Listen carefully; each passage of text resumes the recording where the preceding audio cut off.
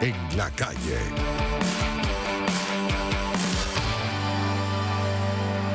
Son las 2:15 de la tarde, amigas y amigos, y como lo comentábamos en nuestra agenda de entrevistas, un poquito más cortita en este momento, recordemos que tenemos programación deportiva, además con un gran esfuerzo que está haciendo el Circuito Unión Radio para poder llevar esta información. Queremos conversar sobre la desertificación y la sequía por el impacto que esto tiene efectivamente también para nuestro país. Por eso le damos la bienvenida al ingeniero agrónomo Saúl Elías López, presidente de la Sociedad Venezolana de Ingenieros Agrónomos y también integrante del Observatorio del Derecho a la Alimentación en América Latina y el Caribe. Muy buenas tardes, Saúl. Gracias por acompañarnos. Muy buenas tardes. Muchas gracias, como siempre, por la invitación. Gracias, Saúl. Estamos conmemorando el día de hoy, el Día de la Lucha contra la Desertificación y la Sequía. ¿Es un problema para nuestro país? ¿Es un problema para la garantía de alimentos para la población? Sí, por supuesto.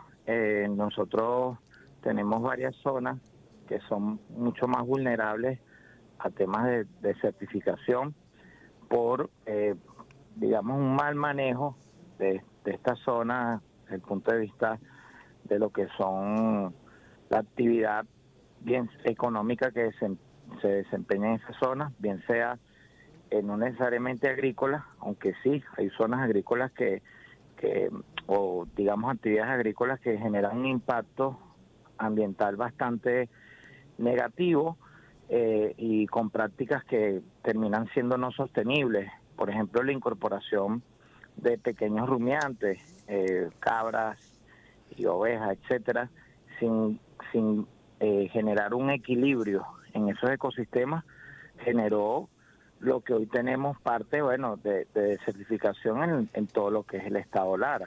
Y vamos a eso.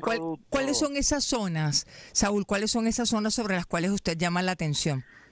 Sí, tenemos mayores vulnerabilidades en lo que es el estado Lara, el estado Falcón, que ya vienen por un proceso, porque antes no eran así.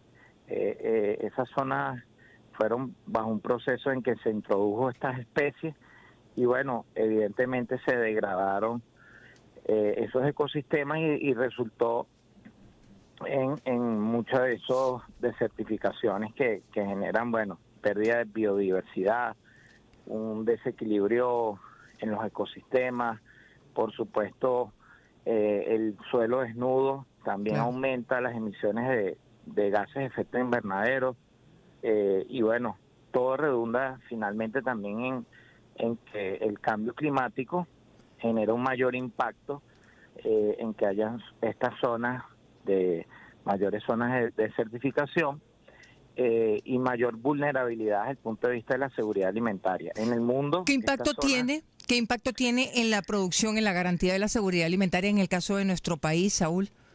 En el mundo son más de 3 billones de personas afectadas, o 3.000 millones de personas que se ven afectadas por producto de la desertificación que se incorpora. En nuestro país, evidentemente, tenemos otros contextos, ¿no? Sin embargo, ha habido cambio de uso de la tierra debido a zonas que de alguna forma dejan de ser productivas y eso por supuesto genera un impacto. Sin embargo, hay prácticas de recuperación de suelos que además contribuyen a generar, en este caso, y secuestrar carbono, que es muy importante poder emplearlas, ¿no? Utilizarlas. Por supuesto, sería mucho más interesante si tuviese incentivos económicos, y ya en el mundo lo hay, que es a través de este tema de los bonos de carbono, solo que en Venezuela todavía no está disponible esta práctica, esta metodología de incorporarse al mercado de bonos de carbono, que sería muy interesante.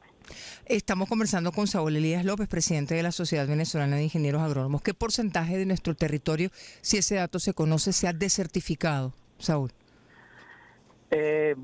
Tenemos suelos que son considerados como suelos áridos, dentro de los cuales entran en ese estándar. Estamos hablando de un 4%, de acuerdo a los últimos estudios que se hicieron de limitaciones de suelos desde el punto de vista del uso agrícola.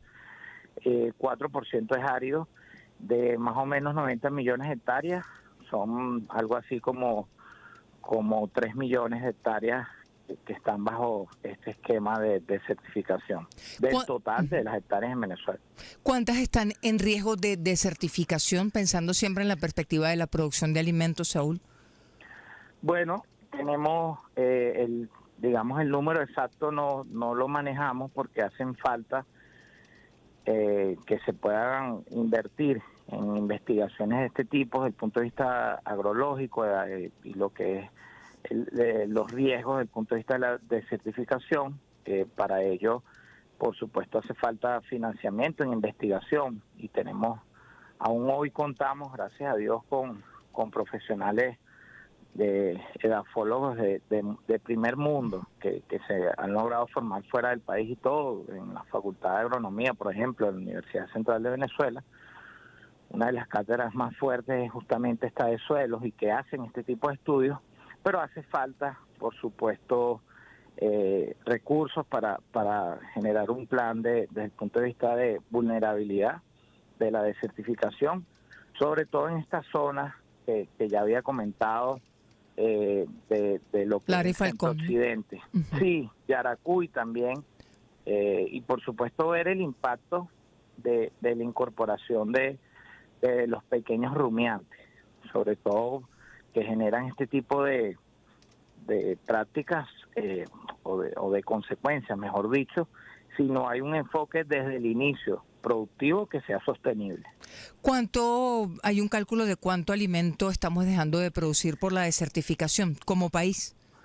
No conocemos ese dato.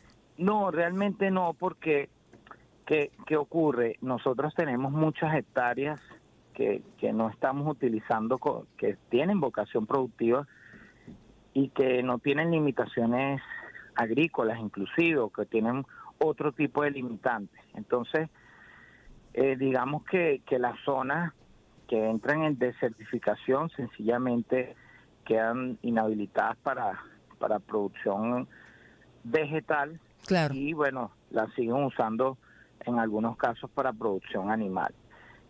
Por supuesto, con mucho menos productividad, sí genera un impacto económico, pero evidentemente nosotros de todas las tierras disponibles, hoy no llegamos a 2 millones de hectáreas productivas y al menos mínimo tenemos 4 millones de hectáreas, digamos, sin limitaciones agrícolas para producir. Entonces estamos en las capacidades muy por debajo, ¿no? Me refiero al tema vegetal, a la producción de alimentos desde el punto de vista vegetal.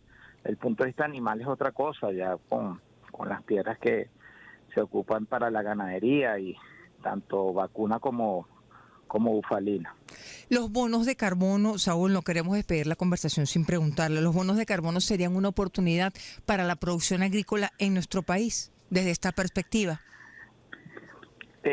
Más que para la producción agrícola per se, es una oportunidad para que estas prácticas de recuperación de suelos y estas zonas que fueron afectadas por desertificación, que hemos visto ejemplos en el mundo que se han podido recuperar a los ecosistemas naturales como eran originalmente, permite que a través de la venta de estos bonos de carbono que permite el secuestro del